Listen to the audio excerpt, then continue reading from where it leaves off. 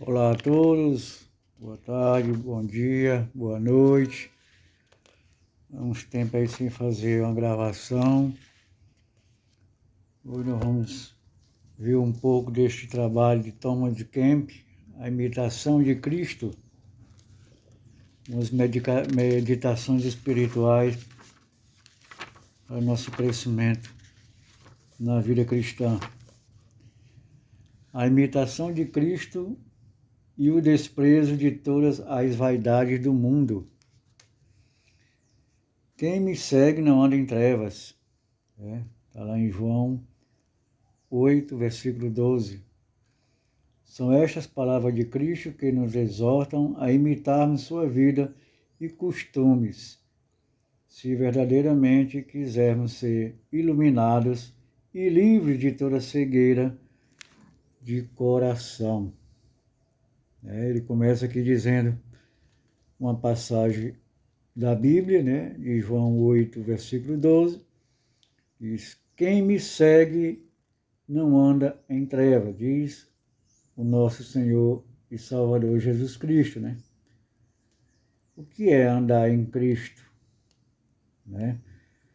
Isso é uma pergunta muito relevante, porque nós cristãos dizemos que seguimos a Jesus, Mas o que é andar,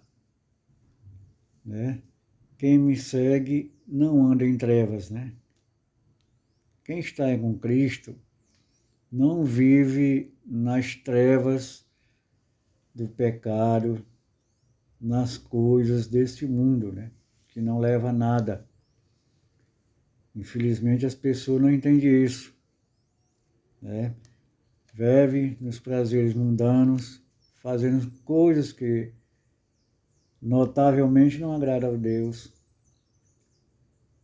Então, quem segue Jesus não vai andar nessas trevas. Como diz a palavra, nós somos um povo separado. Separado quer dizer santo, Um povo separado dessas coisas que o mundo nos oferece. Todas essas coisas ruins que o mundo oferece é andar em trevas. Seja, pois, nosso principal empenho meditar sobre a vida de Jesus Cristo. A doutrina de Cristo excede todas as doutrinas dos santos, e quem tiver o seu espírito há de encontrar o maná nele escondido. A doutrina de Cristo. Nós temos que praticar tudo aquilo que o nosso Senhor nos ensinou. E onde é que nós vamos ter esse conteúdo, dessa doutrina?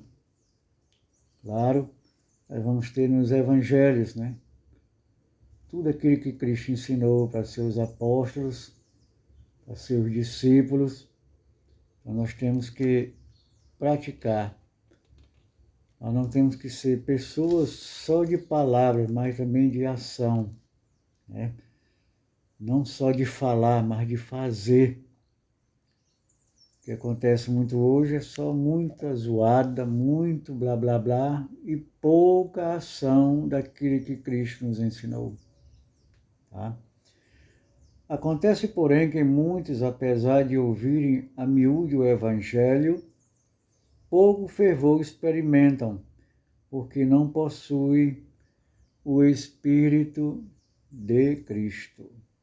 Quem quiser, pois, compreender e saborear toda a plenitude das palavras de Cristo, deve esforçar-se em conformar com ele toda a própria vida. Como o próprio Jesus falou, Nem todos que me dizem Senhor, Senhor, herdará o reino dos céus.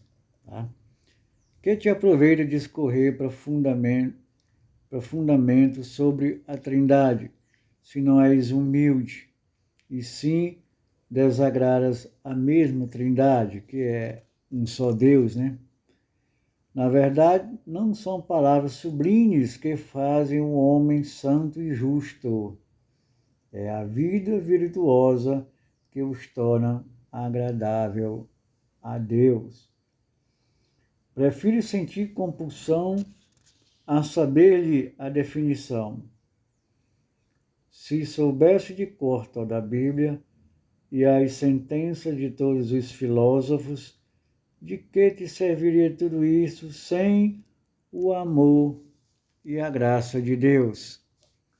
De que vai servir, né?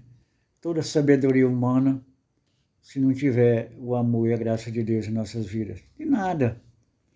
É uma coisa irrelevante, né? Nós não sabemos de nada. A pessoa diz, sou isso, sou aquilo, é nada. Né? Sem a graça de Deus, sem o Espírito de Cristo, nós não somos nada. Vaidade das vaidades, tudo é vaidade. Fala o Eclesiastes, né? 1, versículo 2. É certo amar a Deus e só a Ele servir. A suprema sabedoria consiste em entender o reino dos céus pelo desprezo do mundo, né? A vaidade é, pois, amontoar riquezas perecíveis e nelas pôr a sua confiança. É o que nós mais vemos hoje no nosso dia a dia. Pessoas adquirindo bens materiais, se matando, roubando, fazendo tudo que não presta para adquirir bens materiais, furtando, né? Sem falar nessa classe política nossa que é um nojo, né? Cada qual quer se dar melhor.